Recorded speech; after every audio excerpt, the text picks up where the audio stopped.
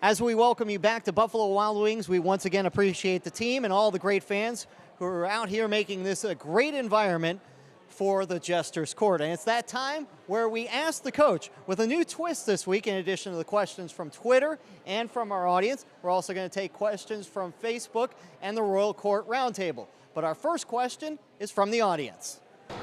Coach, what do you think you need to do this year to defeat Memphis? All right, well, you had a draw in Memphis a few weeks ago, so good question. How do you get a win this week, one you need? Well, I think we're a stronger squad right now than we were when we played them up there. We're not traveling for 5 days in this last day, so I think we'll have fresher legs. So I think we go on the front foot, we take them on, we push on and press them, player for player.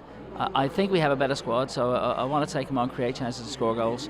And having looked at the way we played against Chattanooga and understanding where the squad is going, I think it's time to go play on the front foot, score some goals. Now, you're improved, but you also mentioned at training this week that Memphis has suddenly improved as they have climbed the standings. We're going to go to the Royal Court Roundtable for the next question. This is from Jeff Edward. Is it possible for us to host a playoff game, and how do we do it if so? Well, if we won our division, we would host the divisional playoffs, and I think that's really where the favourites for that at Chattanooga right now. So, but if we win our division, then there's a possibility we can. It depends on our ranking with the other 4 divisions that are in the Southern Conference, and if we continue to win games and do well, there's a possibility we could host one.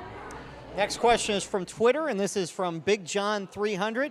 Wants to know what's your rule on free kicks. Jordan Kanoshi seemed mad at being pushed aside and not being able to take it the other night. So how do you designate who takes free kicks? Well, it's decided on before the game, but at the end of the day, the captain on the field will determine who, the captain on the field is basically the coach on the field. He'll determine at the end of the day who's going to take it. And in the particular free kick I'm thinking of, I think we made the right choice, and the keeper pulled off a great save from Nathan Heath. So it was the right choice at the time.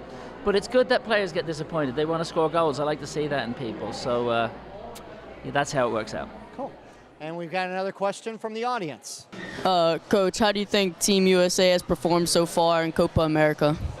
All right, Coach, a bit of a surprise the way the United States started to where they are right now, getting a chance to play against Ecuador on Thursday night. Yeah, well, I think the press was too hard on the first game. I think Jurgen Klinsmann was correct.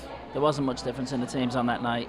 They got the goals, they didn't. But I think I have to give them credit for staying focused on the game and not getting caught up with the headlines and getting caught up with people getting annoyed at the performance, because at the end of the day, the coach knew what he was doing, and obviously wins make it easy.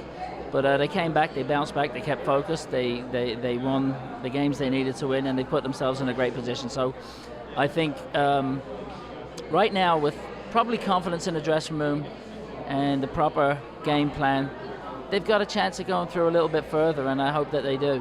But again, I give them more credit for coming back and not getting caught up in media and fans getting a little upset at that first game, because if you're really looking at the game and you break it down, there wasn't much difference. And the thing that's been encouraging for me, because I've been highly critical, their back line has performed pretty well in this tournament so far, and that's always, for me, been one of the big question marks for Team USA. Back to the Royal Court Roundtable for another question. This from Colin Ash, who wants to know what you think of Ireland's first match in Euros on Monday against Sweden. I know you're happy. Yeah, I'm happy and sad at the same time. I'm disappointed that we actually went up a goal, which is where you want to be, and it was an unfortunate own goal, and I think it could have been prevented. But so we tied 1-1. But when you look at it overall, we're in a good position to try and get into the second round of into the knockout stage of that tournament. Nobody gives Ireland much of a chance going in.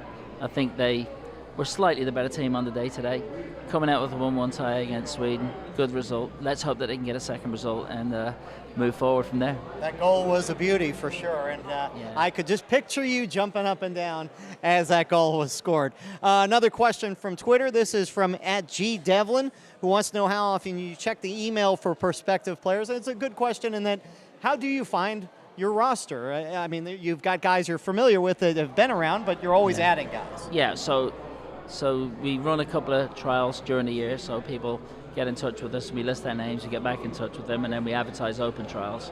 And we picked up a couple of players this year from open trials. It was quite good. We have a developmental team that other players we couldn't put in the first squad are on the second team, basically. But also, like over the years, I've been in the game so long, I've got very good contacts all over the world. I do less traveling to scout players now, but I've got very trusted people and I'm looking for certain things.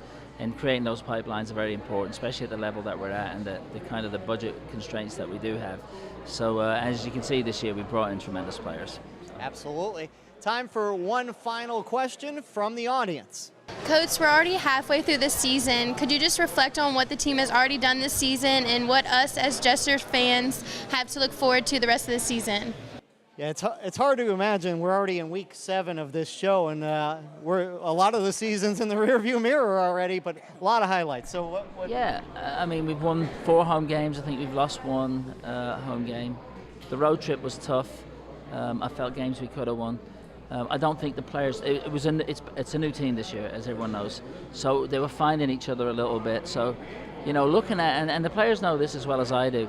They're a very good squad of players, and I think we're going to get stronger as the season goes on. As we go into the second half of the season and the next 5 games coming up, we'll see more cohesion. There's lots of talent. We just need to become a little bit more cohesive. We basically understand our game plan when we go into games, how we defend, how we attack. Recovery, everything involved in the game we're getting better and better at. And as I say, they're so new that it's very, very encouraging. And I think the second half of the season is going to be very good for us. All right, so great round of questions once again, both from Twitter, from the Royal Court, and from here on our audience.